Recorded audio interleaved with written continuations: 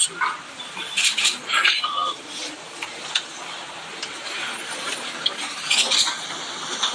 Saya memang bisa dibilang dikhianati sama dua orang terdekat saya, dari pihak perempuan sama laki-laki. Yang laki-lakinya itu adalah teman baik saya sendiri.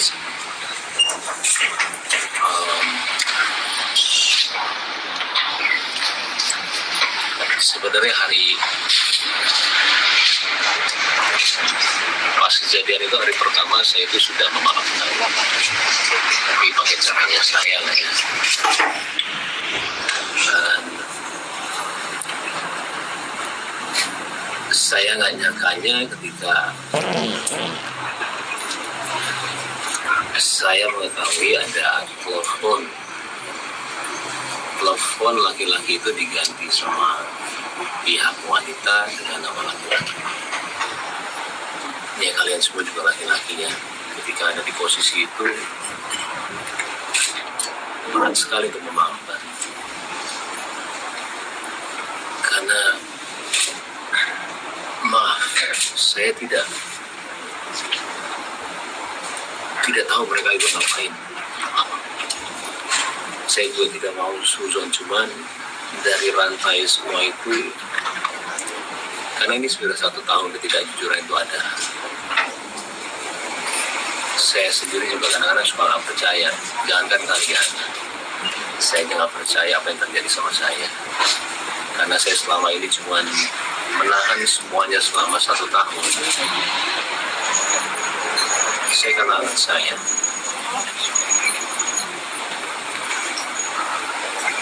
Saya kalau udah bicara anak, terus terang,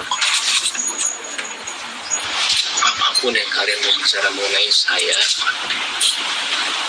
nggak ada masalah sama sekali. Saya tahan semuanya selama berita itu ada ya. Mau saya dibilang pelit, mau saya dibilang beda-beda dia sama orang lain, mau apapun itu saya nggak apa-apa. Saya cuma mikirin anak saya doang. Saya nggak mau mereka itu tahu masalah ini. Cuma tambah kesini itu semua ketidakjujuran itu ada terus, dan tambah siapa yang nggak ini sendiri ya, maksudnya nggak percaya saya itu mau menyelesaikan secara baik-baik. Cuma nggak bisa. Kalaupun saya maaf banget ya, kalaupun saya bicara yang mencari panggung, itu adalah momen saya ketika kejadian itu ada. Saya kasih tahu aja ke kalian semua. Saya mungkin dipuja-puja sama semua orang ya. Apalagi kalian ada yang bilang juga kalau saya tidak setuju kalau dia itu pakai hijab. Malah saya mau dia pakai hijab. Pakainya hijabnya itu berbarengan bulannya dengan permasalahan ini. Saya itu juga cuma berdoa mudah-mudahan dapat hidayah, mudah-mudahan kasih jalan yang benar. Itu aja. Saya nggak mau ada dendam sama dia. Sebenarnya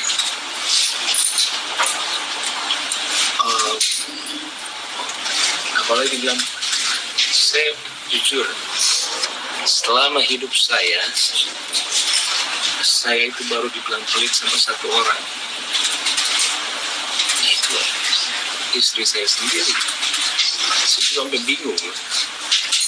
Saya nggak pernah dibilang pelit sama orang seumur hidup saya. Kalau saya pelit, bagaimana mungkin saya menafkahi keluarga dia? Tanggungannya itu ada di saya. Adiknya kita pekerjakan di sini. Adik yang satu lagi juga saya menyiasati untuk buat YouTube tanpa saya mengambil uangnya sama sekali.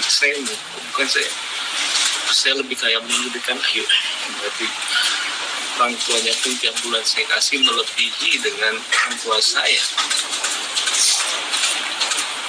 Kalau kalian tahu semua di sini, uang saya itu masuk perusahaan. namanya aula itu punya dia. Saya nggak ambil Rp1 pun uangnya. Saya digaji dari perusahaan, aula juga tanpa saya kasih tahu kalian jumlahnya berapa, dan tidak sedikit. Jadi hasil kerja saya itu masuk perusahaan, aula juga.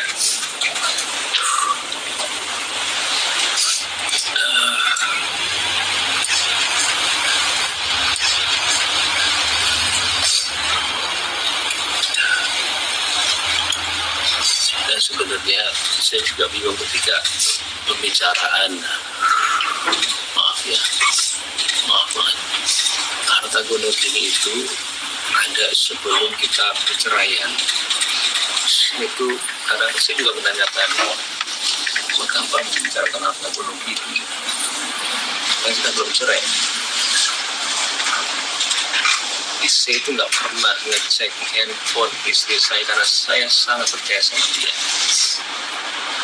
Sekalipun saya nggak pernah. Ketika ada berita itu ada, yang datangnya dari asisten pribadinya, saya nggak ngecek ya, maaf. Jadi kasih lihat saya. Terus saya mau ngomong apa? Saya nggak akan jabarin sini semuanya. Saya ke keluarga saya tanya harus gimana, ini begitu. Mereka bilang selesaikan. Dan juga saya nanya sama ayah saya, satu kunci kehidupan saya dalam kehidupan, saya selalu menanyakan orang tua saya. Keputusan dia adalah keputusan saya. Mama saya udah gak ada. Ayah saya belum selesai. Mau bukti apa lagi Pak itu? Akhirnya saya datang ke dia. Jadi kalau bilang ini semuanya tiba-tiba, enggak. Saya waktu itu udah gak kuat juga, tapi bukan masalah ini ya, lebih masalah sifat. Saya datang ke orang tua dia, dan saya udah bilang kalau saya itu sudah tidak bisa. Tapi akhirnya saya coba lagi, saya bilang sama dia terakhir.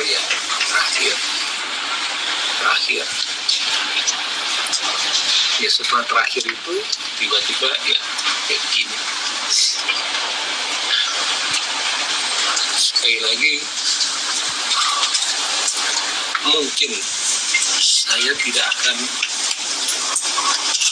sering untuk ngobrol gitu sama kalian ke depannya. Maaf. Saya sengaja sekarang begini supaya clear aja. Saya juga saatnya kali ya bukan membersihkan nama saya, kayak sampai sekarang saya nggak tahu ini keputusan yang benar atau enggak, karena kan saya harus bilang kalau memang ada ketidakjujuran itu.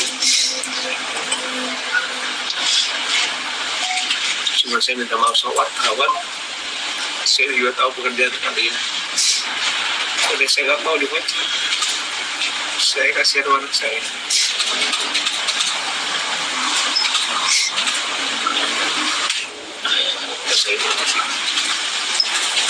Ya, jadi pada intinya itu apa yang dikatakan Pak Eder itu berjalan sudah hampir setahun yang lalu. Jadi tepatnya November 2023 itu awal dan sudah dikembalikan, disampaikan, dibicarakan dan sebagainya.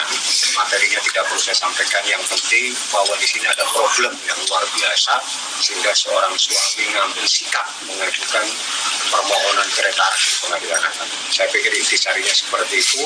Permohonannya ada 26 item. Alasan-alasan yang disampaikan oleh Muhammad Ibrahim alias Mbak Ibu, seperti itu ya, rekan-rekan.